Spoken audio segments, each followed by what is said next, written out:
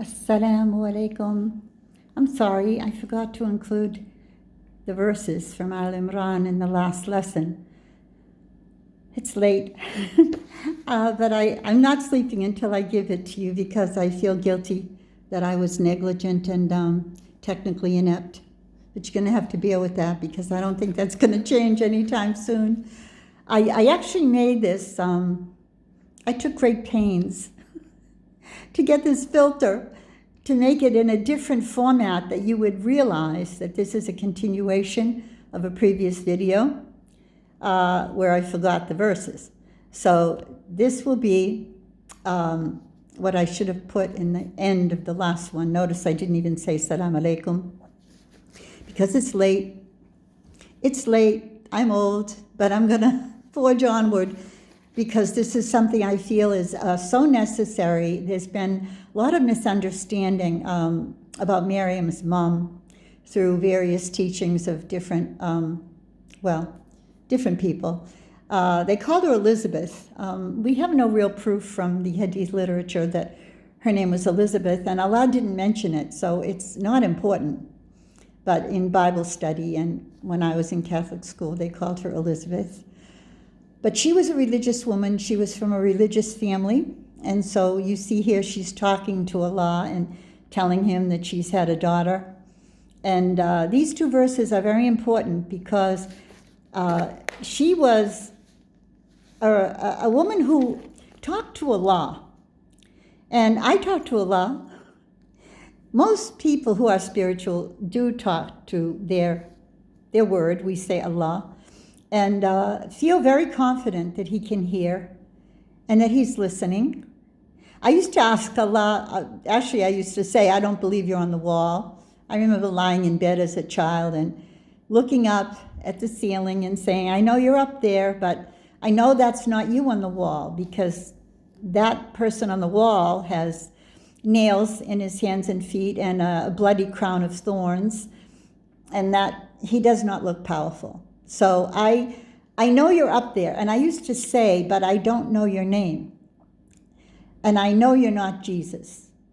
These are conversations I had with Allah when I was starting from about the age of 7, when I was starting to be taught by the nuns, who, by the way, told me her name was Elizabeth.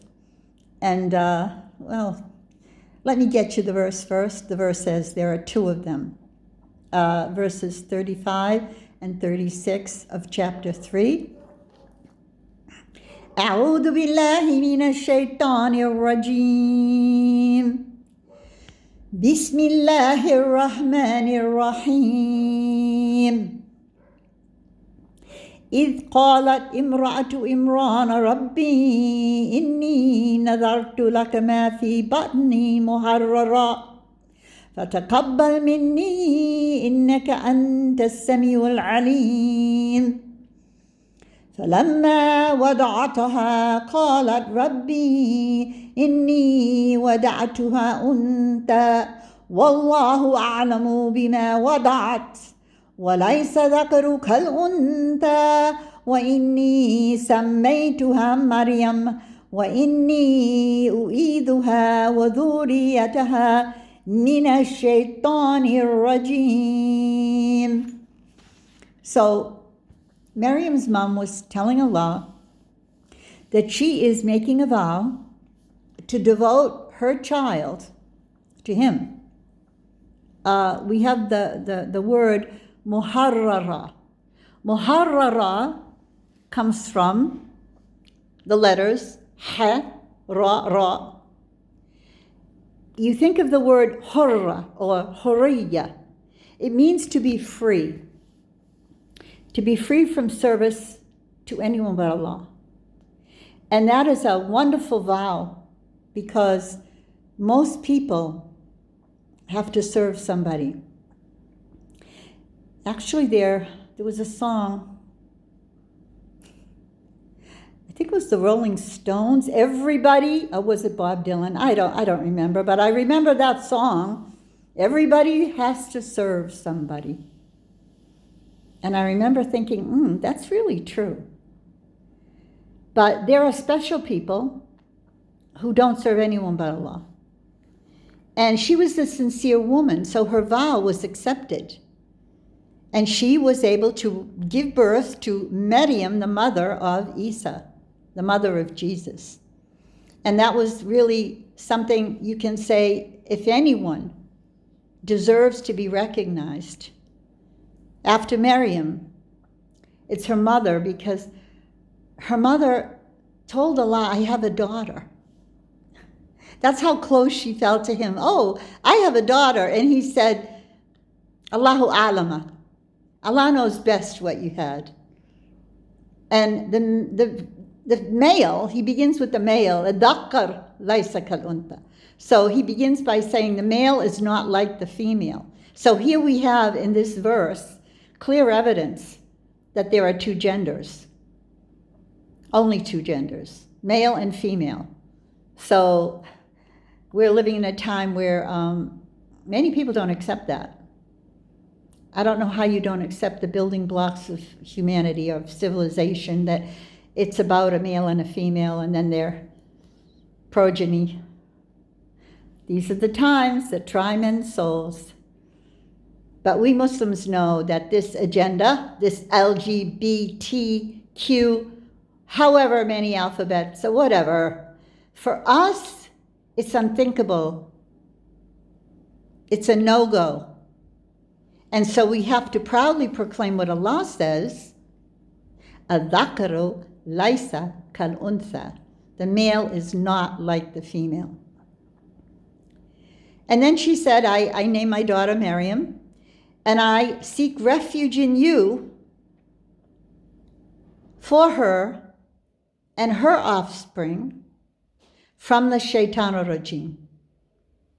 I ask you to protect her and her children. And imagine this, in the hadith literature, about 4 or 5 different narrations in Ibn Kathir, the best Quran commentary that we have, Prophet Muhammad said, and this is in the correct wording, Qala Rasulullah sallallahu alayhi wasallam, that every baby born is touched by Satan except 2, Mariam and her son Isa. You know when babies are born, they scream? Why do they scream? I used to wonder that. You know, sometimes the doctor would slap them if, I don't think they do that anymore. It's called child abuse. But, you know, they used to say, oh, it's because they can't breathe or whatever. Fact is, it is true that babies scream when they're born. But Mariam didn't, and neither did her son Isa. The only 2, and this is in the hadith narration. So, you know, some people say, oh, Quran is enough. I don't like hadith. It's too difficult, it's too sketchy, there's too many questions and so forth. Well, that's a good one. I'm sure that most mums reading that, if they are able to read Arabic or if they're Muslim, or even if they're not, it's like, really, you know, this mom's vow, this mom's request, Allah is all hearing. He's all knowing. And if you're sincere, He will answer your dua, which is your invocation, your call out to Him for help. He never will ignore you. You might not have your dua answered in the way that you would wish, or in the manner or the time, you know, well, I've already been asking for this for a year or 2.